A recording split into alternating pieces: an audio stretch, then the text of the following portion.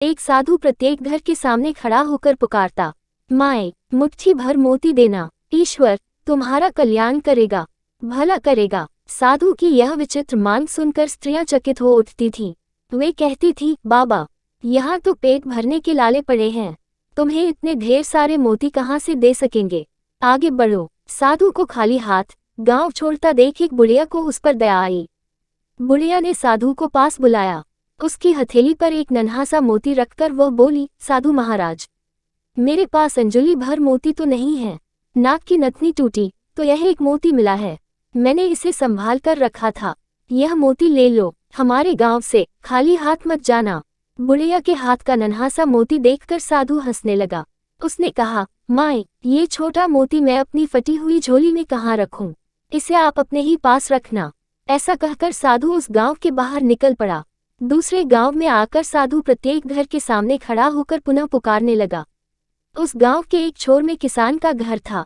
वहां मोती मांगने की चाह उसे घर के सामने ले गई। भैया प्याली भर मोती देना, ईश्वर तुम्हारा भला करेगा। साधु ने पुकार लगाए। किसान बाहर आया। उसने साधु के लिए आंगन में चादर बिछाए और साधु से विनती की साधु महाराज पधारिए। किसान ने साधु को प्रणाम किया और मुड़कर पत्नी को आवाज दी, लक्ष्मी बाहर साधु जी आए हैं, इनके दर्शन कर लो। किसान की पत्नी तुरंत बाहर आई। उसने साधु जी के पांव धोकर दर्शन किए।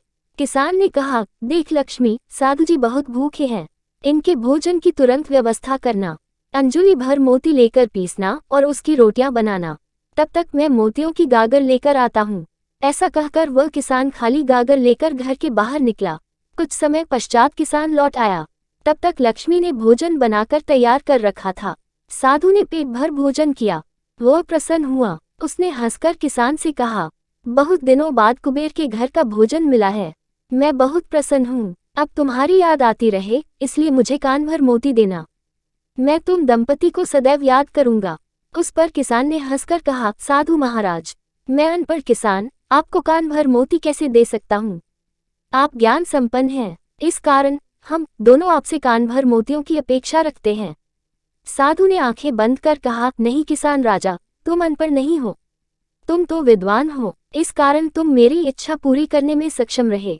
जब तुम जैसा कोई कुबेर भंडारी मिल जाता है तो मैं पेट भर कर भोजन कर लेता हूँ। साधु ने किसान की ओर देखा और कहा, जो फसल के दानों, पानी की बूंदों और उपदेश के शब्दों को मोती समझता है वही मेरी दृष्टि से सच्चा कुबेर है। मैं वहाँ पेट भरकर भोजन करता हूँ, फिर वह भोजन दाल रोटी हो या चटनी रोटी, प्रसन्नता का नमक उसमें स्वाद भर देता है। किसान दंपत्ति को आशीर्वाद देकर साधु महाराज आगे चल पड़े। पृथ्वी पर 3 ही रत्न हैं, जल, अन्न और सुभाषित। मूर्ख लोग ही पत्थर के टुकड़ों, हीरे, मोती, माणिक्य आदि को रत्न कहते हैं।